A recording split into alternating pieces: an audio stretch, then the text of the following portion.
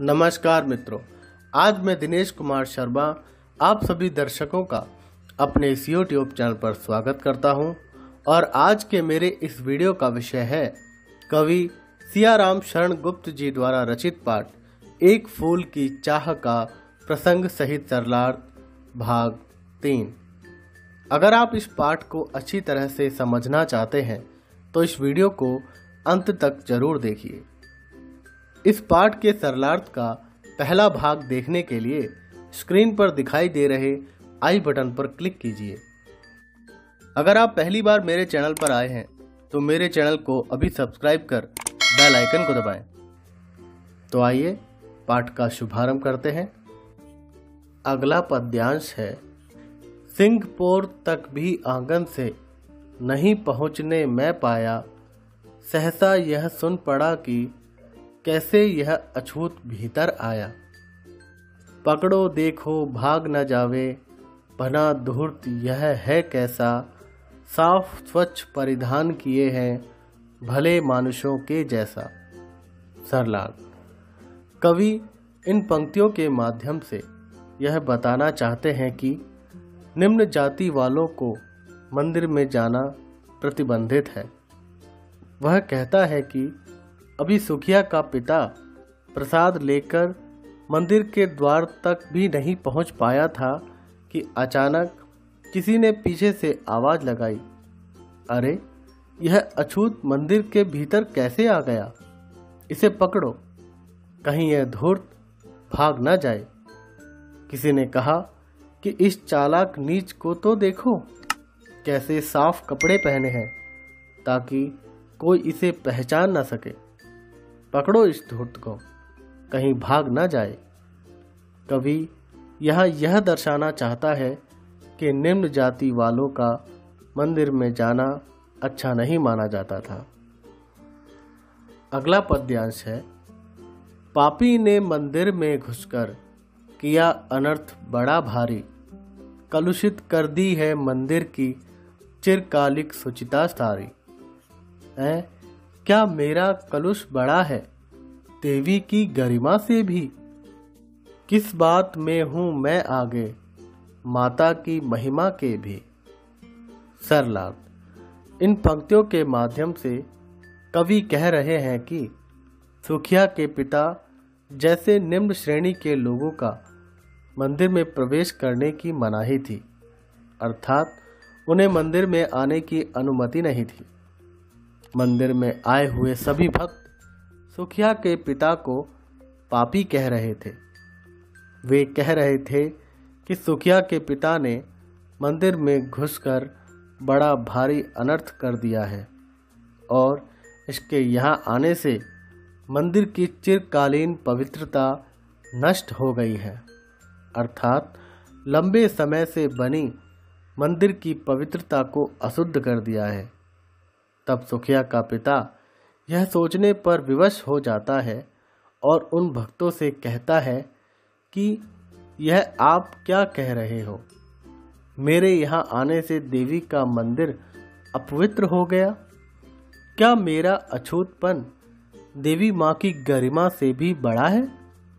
क्या मेरे पाप देवी की गरिमा से भी बढ़कर हैं?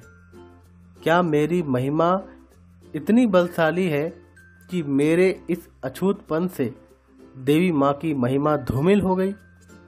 सुखिया के पिता के कहने का तात्पर्य यह था कि जब माता ने ही सभी मनुष्यों को बनाया है तो उसके मंदिर में आने से मंदिर अशुद्ध कैसे हो सकता है। अगला पद्यांश है, माँ के भक्त हुए तुम कैसे, करके यह विचार खोटा, माँ के सम्मुख ही माँ का तुम गौरव करते हो छोटा। कुछ न सुना भक्तों ने झट से मुझे घेर कर पकड़ लिया, मार मार कर मुक्के घूंसे धम से नीचे गिरा दिया।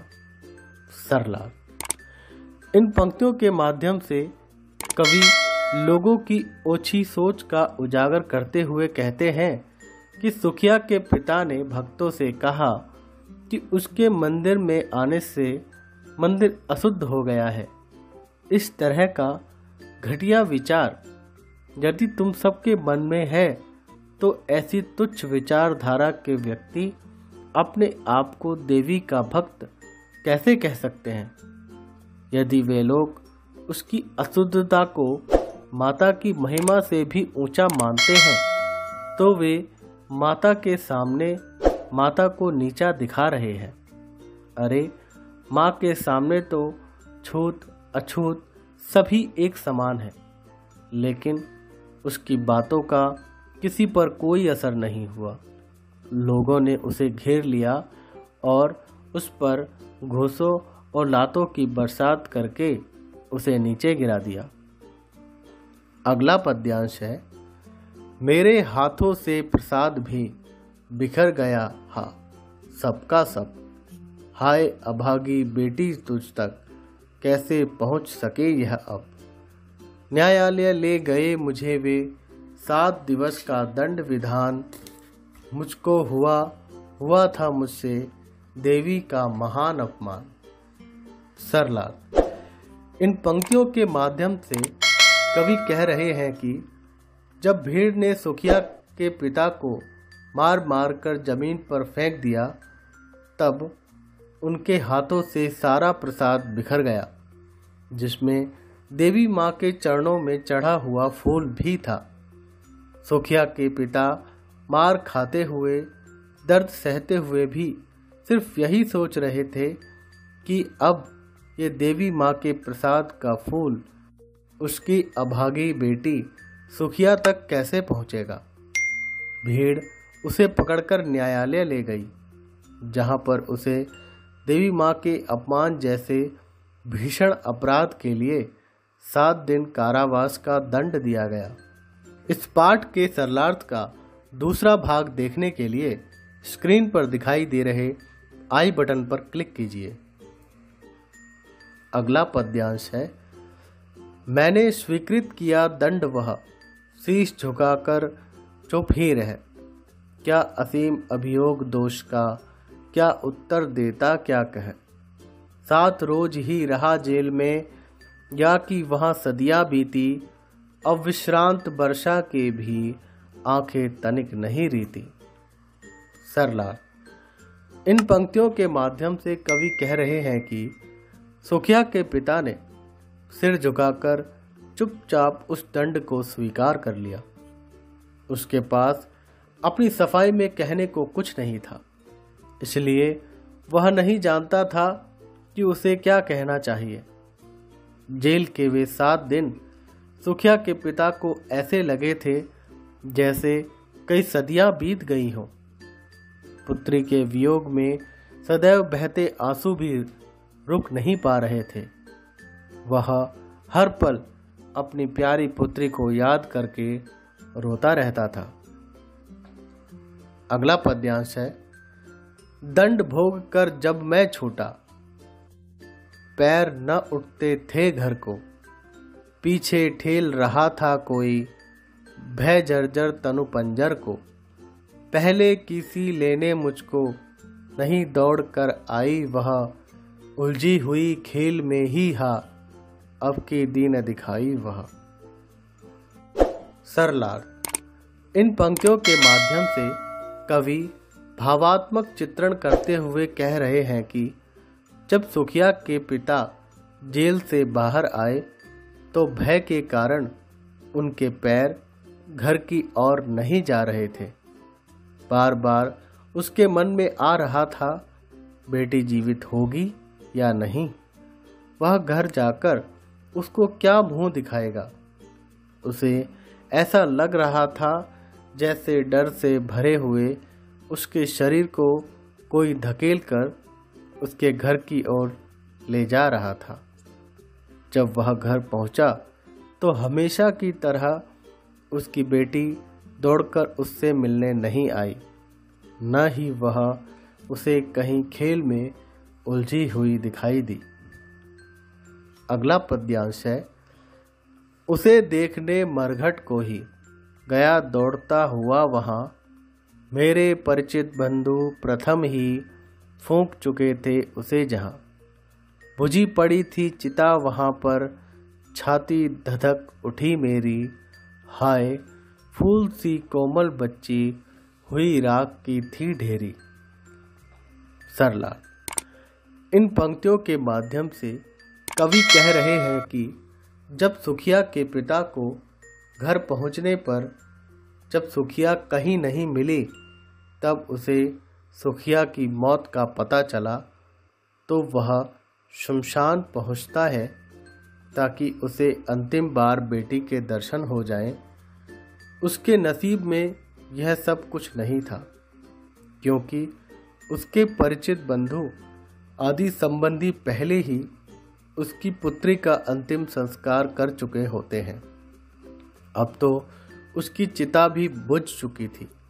यह देखकर सुखिया के पिता की छाती धधक उठती है। उसकी फूल सी कोमल बच्ची अब राख की ढेर में बदल चुकी थी। अगला पद्यांश है, अंतिम बार गोद में बेटी तुझको ले न सका मैं हा, एक फूल माँ का प्रसाद भी तुझको दे न सका मैं हा। सरलाल। कवि कहता है कि सुखिया का पिता सुखिया के लिए दुख मनाता हुआ रोने लगा। उसे अफसोस हो रहा था कि वह अपनी बेटी को अंतिम बार गोदी में न ले सका।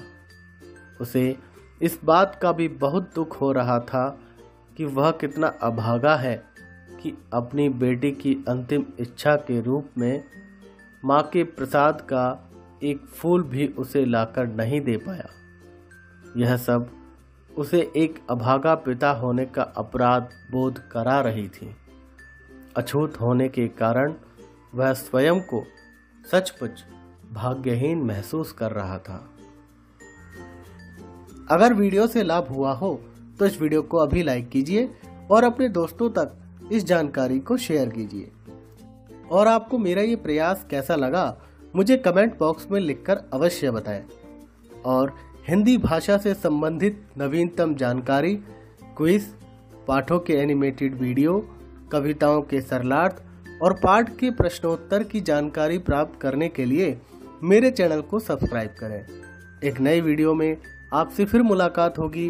धन्यवाद। आपका दिन शुभ रहे।